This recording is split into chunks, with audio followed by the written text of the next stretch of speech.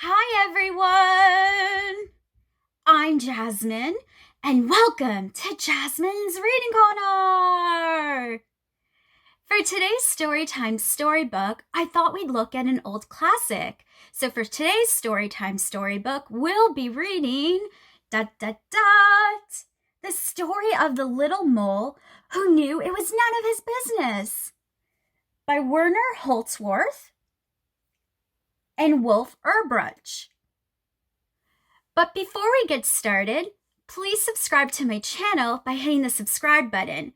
I'd really appreciate it. So now, let's begin.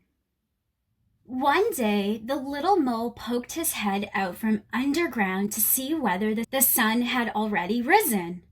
Then it happened. It looked a little like a sausage, and the worst thing was that it landed right on his head.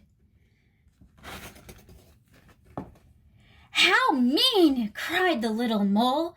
"Who has done this on my head?" But he was so short-sighted that he couldn't see anyone around. "What is that? Is that a piece of poo? It looks really odd. I wonder if it smells and it's very stinky." Let's find out. "Did you do this on my head?" he asked the dove who was flying past. "Me? No, how could I? I do it like this," she answered. Oh my gosh, she almost got him.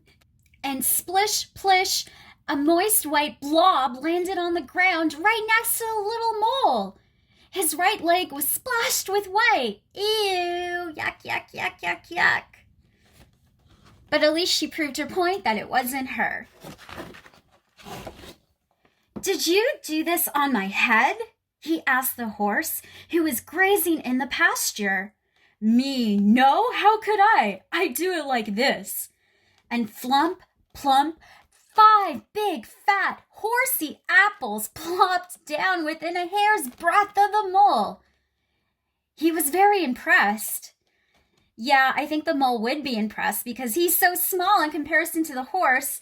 So the apple horsey plops of Plue are almost the size of the mole, it looks like. Can we all see that? "Did you do this on my head?" he asked the hare. "Me? No, how could I? I do it like this," answered the hare. And rat-a-tat-tat, 15 little round beans shot past the mole's ears. He saved himself with a daring leap.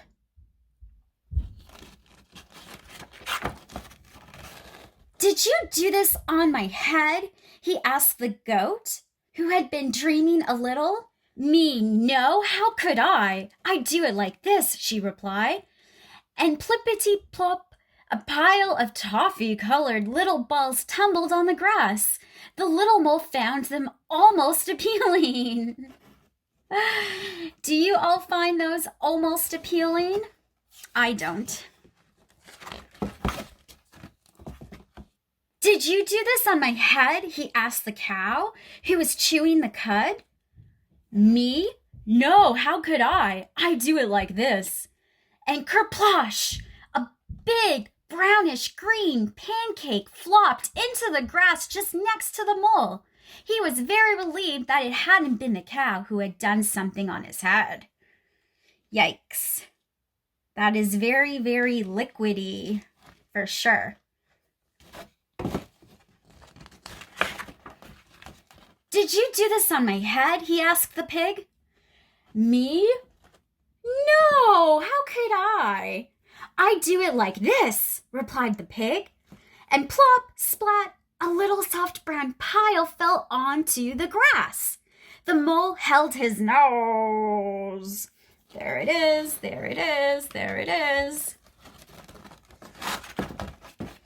"Did you do this on my..."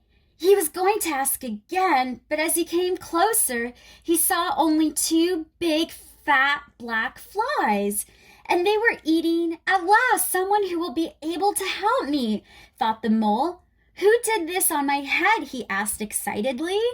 If you all didn't get it, flies like to eat from piles of dung, from poo-poo. so they would know what kind of animal would have done it on the mole because they have the most experience of different kinds of poos matching to different kinds of animals. So let's find out. Keep nice and still, buzzed the flies.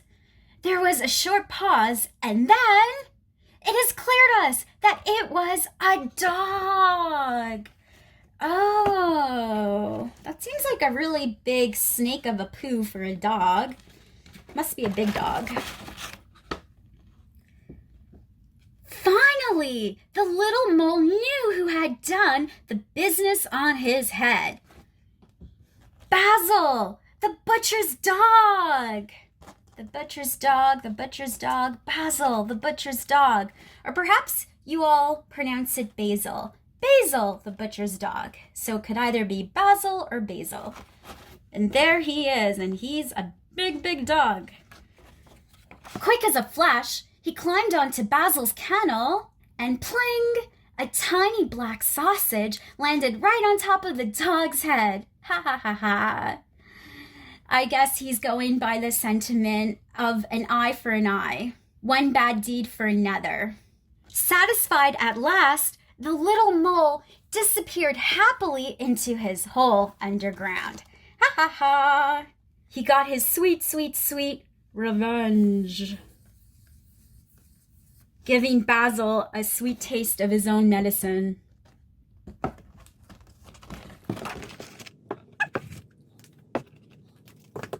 The end. Hoped you liked this Storytime storybook. Please subscribe to my channel by hitting the subscribe button. And if there are any books you would like me to check out, please email me or contact me through my Facebook, Instagram, or Twitter handles. Until next time.